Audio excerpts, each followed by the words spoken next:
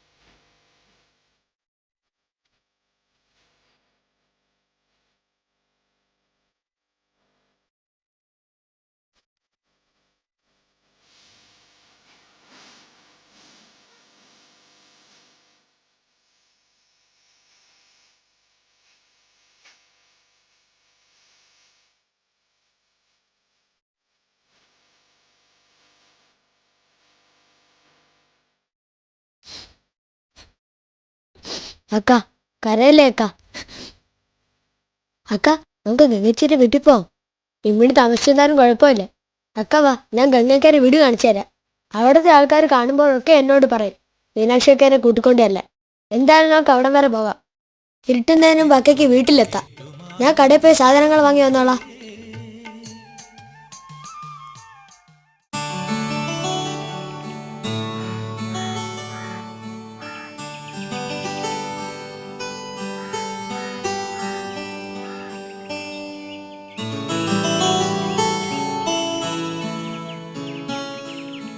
ആ മുത്തുവോ?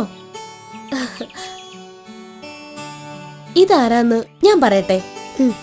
ഇതാണ് മുത്തുവിന്റെ പ്രിയപ്പെട്ട മീനാക്ഷിയക്ക. ഞാൻ എപ്പോഴും പറയും മുത്തുവിനോട് എനിക്ക് മീനാക്ഷി ഒന്ന് കാണണമെന്ന്. അതിന് കുട്ടിക്കുറങ്ങനെ നേരം കിട്ടിയിട്ട് വേണ്ടേ? എന്തായാലും മീനാക്ഷിയെ കൊണ്ടൊന്ന് കാണിക്കാൻ നിനക്ക് ഇപ്പോഴെങ്കിലും ഒന്ന് തോന്നിയല്ലോ. മീനാക്ഷിക്ക് വേണ്ടി എല്ലും മുറിയെ പണിയെടുക്കുകയും എടുക്കൻ.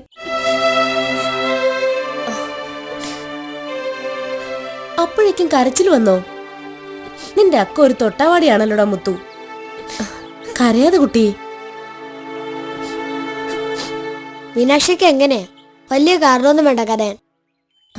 കരച്ചിലൊക്കെ മതി. ആ മുത്തു ഇസ്തിരി പണിയൊക്കെ നിർത്തിയല്ലേ? എന്റെ ഇസ്തിരി വേണ്ടി മോഷിച്ചോണ്ട് പോയതിനു ശേഷം പിന്നെ ആ പണി നിർത്തി. ഇപ്പൊ ഞാനൊരു കടയിലാ, സ്വർണ്ണക്കടയില്. ഇപ്പോ ആ സദാശിവന്റെ ശല്യമൊന്നുമില്ലേ? അവൻ ജയിലിലെ ഗംഗ. ഇനി അവൻ ഞങ്ങളെ ശല്യപ്പെടുത്തിയാൽ ഞാൻ നല്ലത് കൊടുക്കുന്നുണ്ട്, നോക്കിയോ. അക്ക ഞാൻ പോവാ, കടയിൽ കയറാൻ സമയമായി. അപ്പൊ മീനാക്ഷിക്ക് തനിച്ചു പോവാ അറിയാം. ഇവിടെ അടുത്തല്ലേ? മുത്തു നീ സമയം കിട്ടുമ്പോഴൊക്കെ ഇങ്ങോട്ട് വരണേ. ശരിയക്ക. മീനാക്ഷിക്ക ഞാൻ പോവാ.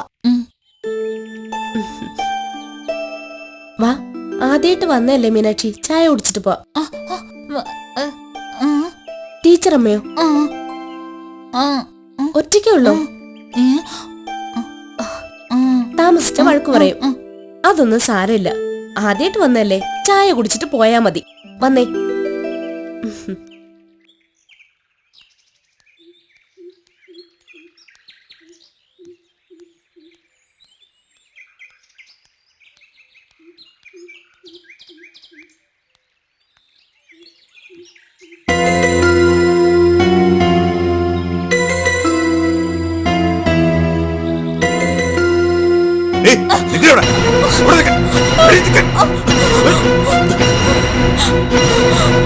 എവിടെ നിൽക്കാൻ എന്നിട്ട് ഓടിക്കരുത്.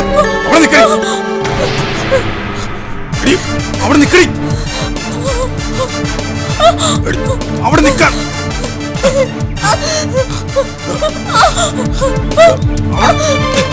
നിൽക്കാൻ നിൽക്കണേ, എടി ഓടരുത്. അവിടെ നിൽക്കാൻ, നിൽക്കാൻ അവിടെ. എടി നിൽക്കാനാ പറഞ്ഞ. അവിടെ നിൽക്കണേ, എടി നിൽക്കാൻ. എടി എന്നെ ഓടിക്കരുത്. അവിടെ നിൽക്കാൻ.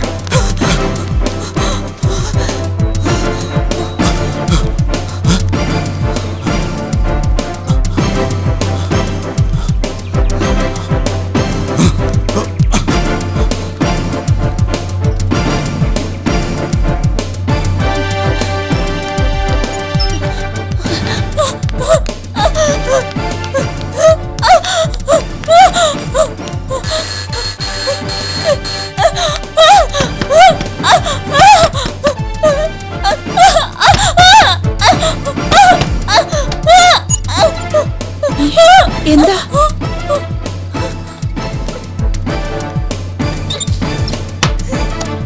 എന്താ മോളെ?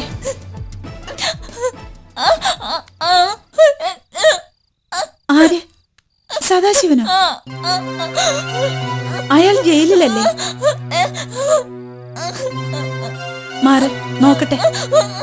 മാറ്, അമ്മ നോക്കട്ടെ.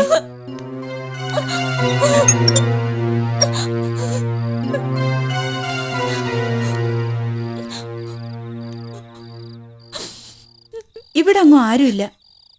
നിനക്ക് വെറുതെ തോന്നിയതാവും.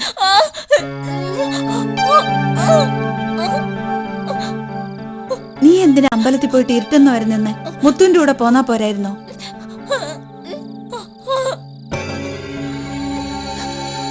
വിഷമിക്കാതിരിക്കെ, ഞാനില്ലേ ഇവിടെ. ഇനി നീ ഒറ്റയ്ക്ക് പുറത്തേക്കെങ്ങും പോണ്ട. ഇപ്പൊ തന്നെ ഞാൻ അരുന്ധതി മേനോനെ വിളിച്ച് പറയുന്നുണ്ട്. വാ.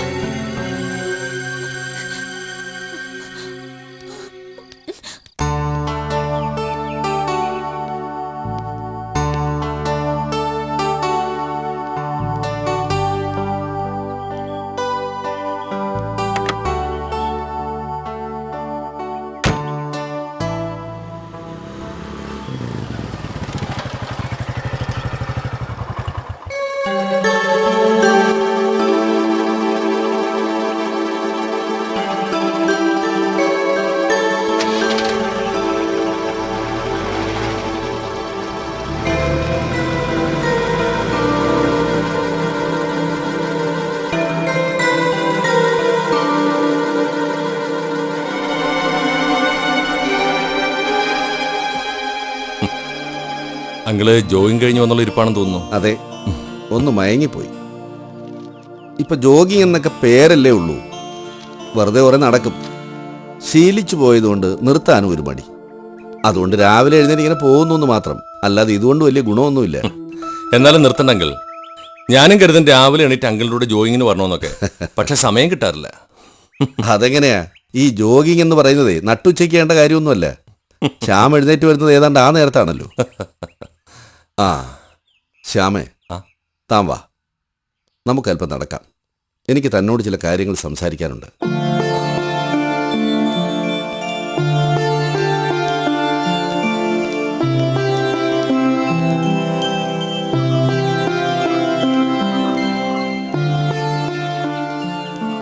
ശ്യാമും ശാലിനിയും എനിക്ക് മരുമക്കളല്ല, മക്കൾ തന്നെയാണ്. ഗാഥമോളടക്കം 5 മക്കൾ. അങ്ങനെയാണ് എൻ്റെ വിശ്വാസം. ഞങ്ങളുടെ ഭാഗത്തുനിന്നും ആ വിശ്വാസത്തിന് മാറ്റമൊന്നും വന്നിട്ടില്ലല്ലോ അങ്കിൾ. ഇല്ല, എൻ്റെ ഭാഗത്തു നിന്നും അങ്ങനെ ഒരു മാറ്റം ഒരിക്കലും ഒട്ടും ഉണ്ടാവുകയുമില്ല. പക്ഷേ നിങ്ങൾക്കിടയിൽ ആ വിശ്വാസത്തിന് മാറ്റം ഉണ്ടായി തുടങ്ങിയോ എന്ന് എനിക്കൊരു സംശയം. അതെന്താ അങ്കിൾ പെട്ടെന്നങ്ങനെ ഒരു സംശയം ഉണ്ടാവാൻ? ചിലപ്പോൾ അതെൻ്റെ വെറുമൊരു തോന്നലാവാം. പക്ഷേ ഈ തോന്നലുണ്ടായത് ഇന്നോ ഇന്നലെയോ ഒന്നും അല്ല എന്നുള്ളതാണ് സത്യം. ശ്യാം, കളിക്കളത്തിൽ ഗോൾ പോസ്റ്റിന് കാവൽ നിൽക്കുന്ന ഗോളിയുടെ ഒരു മാനസികാവസ്ഥയുണ്ടല്ലോ, അതൊന്ന് അനുഭവിക്കേണ്ടത് തന്നെയാണ്. ഗ്രൗണ്ടിൽ പലതവണ വീണ് നെഞ്ചു തകരുമ്പോഴും കാണികൾ കൂകി ആർത്ത് വിളിക്കുമ്പോഴും ഒന്നും ഗോളി പതറാൻ പാടില്ല. കാരണം ആ ടീമിൻ്റെ മുഴുവൻ വിശ്വാസവും ഗോളിയിലാണ്. കണ്ണൊന്ന് തെറ്റിയാൽ, ശ്രദ്ധയൊന്ന് പാളിയാൽ ശത്രുപക്ഷത്തിൻ്റെ പന്ത് ഗോൾ പോസ്റ്റിലേക്ക് അടിച്ചു കയറും. അപ്പോൾ മാത്രമാണ് ഗോളിയുടെ നെഞ്ച് തകർന്നു പോകുന്നത്. ജീവിതവും ഒരു കളിക്കളം പോലെയാണ്. ഇവിടെയും അതേ ഗോളിയുടെ വേഷം തന്നെയാണ് എനിക്കും. കണ്ണൊന്ന് തെറ്റാതെ, ശ്രദ്ധ അല്പം പോലും പാളാതെ നമ്മുടെ ഈ ജീവിതമാകുന്ന കളിക്കളത്തിലും ഈ അച്ഛൻ കാവൽ നിൽക്കുകയാണ് ശ്യാം. ഗോളിയുടെ അതേ ഏകാഗ്രതയോടെ. ശ്യാമിന് ഞാൻ പറയുന്നത് മനസ്സിലാവുന്നുണ്ടോ? അങ്കിൾ എന്തൊക്കെയോ ഉള്ളി വെച്ച് സംസാരിക്കുന്നത് പോലെ എനിക്ക് തോന്നുന്നു. ഒരു ആമുഖത്തിൻ്റെ ഒന്നും ആവശ്യമില്ലാതെ തന്നെ അങ്കിളിന് എന്നോട് എന്തും പറയാനുള്ള സ്വാതന്ത്ര്യവും അധികാരവും ഒക്കെ ഉണ്ടല്ലോ. ശരിയാണ്, ഞാനൊരു ആമുഖം തന്നെയാണ് പറഞ്ഞത്. അതിലൂടെ തന്നെ ശ്യാമിന് കാര്യങ്ങൾ മനസ്സിലായിട്ടുണ്ടെന്ന് തന്നെയാണ് എൻ്റെ വിശ്വാസം. എൻ്റെ മനസ്സിലുള്ള കാര്യങ്ങൾ തന്നെയാണ് അങ്കിൾ ഉദ്ദേശിച്ചതെന്ന് പറയാൻ കഴിയില്ലല്ലോ. ശ്യാം എന്താണ് ഉദ്ദേശിച്ചത്? അത് പിന്നെ എന്തിനാണ് മോനെ എന്നോട് ഈ ഒളിച്ചുകളി? ശ്യാം ഒരു കാര്യം മനസ്സിലാക്കണം. ഞാൻ കഴിഞ്ഞാൽ പിന്നെ വീട്ടിലെ മുതിർന്നയാൾ ശ്യാമാണ്. ആ അധികാരത്തിൽ നിന്നും ഉത്തരവാദിത്വത്തിൽ നിന്നും ശ്യാമിന് ഒഴിഞ്ഞു മാറാനും ആവില്ല. എനിക്ക് വയസ്സായി.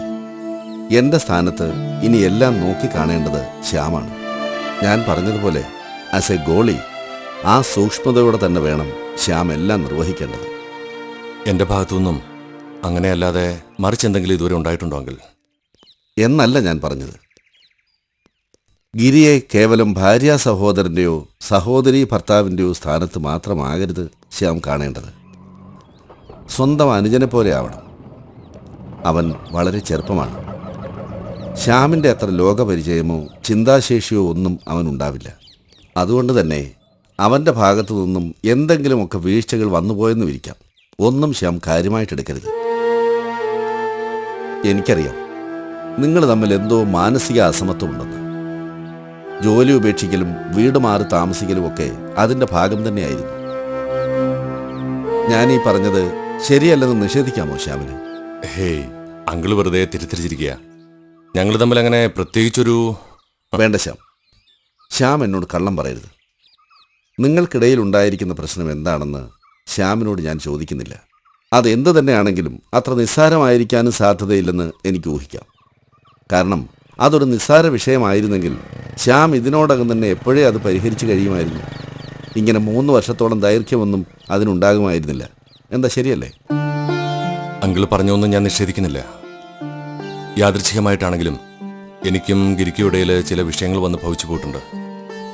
പക്ഷെ ഒന്ന് മാത്രം അങ്കിൾ മനസ്സിലാക്കിയാൽ മതി, ഒന്നും എൻ്റെ ഭാഗത്തുനിന്ന് വന്നു പോയിട്ടുള്ളതല്ല. അയിനോ, എനിക്കതറിയാം ശ്യാം. ശ്യാമിൻ്റെ ഭാഗത്തു നിന്നും ഒരിക്കലും ഒരു വീഴ്ച ഉണ്ടാകില്ലെന്ന് എനിക്ക് ഉറപ്പുണ്ട്. കുറ്റം ഗിരിയുടേത് തന്നെയാണെന്ന് എനിക്ക് വളരെ മുമ്പ് തന്നെ മനസ്സിലാക്കാൻ കഴിഞ്ഞിട്ടുമുണ്ട്. ഞാൻ ഇതേക്കുറിച്ച് ചോദിക്കാൻ ശ്രമിച്ചപ്പോഴൊക്കെയും ഗിരിയിൽ കാണാൻ കഴിഞ്ഞത് ഒരുമാതിരി ഭയമായിരുന്നു. അത് മറയ്ക്കാനായി അവൻ എടുത്തണിഞ്ഞ കുപ്പായം നിഷേധത്തിൻ്റേതുമായിരുന്നു. അന്നേ എനിക്കത് മനസ്സിലായതാണ്. പിന്നെ മുറിവ് ചൊറിഞ്ഞ് വ്രണമാക്കണ്ടെന്ന് കരുതി മാത്രം ഞാൻ നിശബ്ദനായതാണ്. അങ്കിളിൽ നിന്നും ഇതുവരെ ഞാനൊന്നും മറച്ചു വെച്ചിട്ടില്ല. ആരും ഒന്നും അറിയാതിരിക്കാനായി എല്ലാവരുടെയും മുന്നിൽ ഞാൻ നാടകം കളിക്കുകയായിരുന്നു. ഗിരിയുമായി അതിനുവേണ്ടി ഞാനൊരു കരാറ് പോലും ഉണ്ടാക്കുകയും ചെയ്തു. എല്ലാം നമ്മുടെ കുടുംബത്തിന് വേണ്ടി മാത്രമായിരുന്നു എന്ന് കരുതി അങ്കിൾ എന്നോട് ക്ഷമിക്കണം. എന്തിനാണ് ശ്യാം എന്നോട് ഇങ്ങനെ ഒരു ക്ഷമായാചന? അത് ഇപ്പോഴും ആ സത്യം അങ്കിളിനോട് തുറന്നു പറയാൻ കഴിയാത്തതുകൊണ്ട്. ഡോണ്ട് ബി സില്ലി മാൻ. എനിക്കറിയില്ലേ ശ്യാമിനെ. അതുകൊണ്ടല്ലേ ഞാൻ ശ്യാമിനെ കമ്പൽ ചെയ്യാതിരുന്നതും. എങ്കിലും ഒരിക്കൽ ഞാനത് അങ്കിളിനോട് പറയും. അതിനുവേണ്ടി ഒരല്പം സാവകാശം അങ്കിൾ എനിക്ക് തരണം. Leave it man. Don't be bothered about it. ഞാൻ സംതൃപ്തനാണല്ലോ. എൻ്റെ കാലം കഴിഞ്ഞാലും ഈ കുടുംബം നന്നായി നയിക്കാൻ പ്രാപ്തനായ തന്നെപ്പോലെ ഒരുവനെ എനിക്ക് കിട്ടിയില്ലേ. Really I am lucky. പൂർവ്വജന്മത്തിൽ ഞാൻ സുഹൃതം ചെയ്തിരിക്കണം.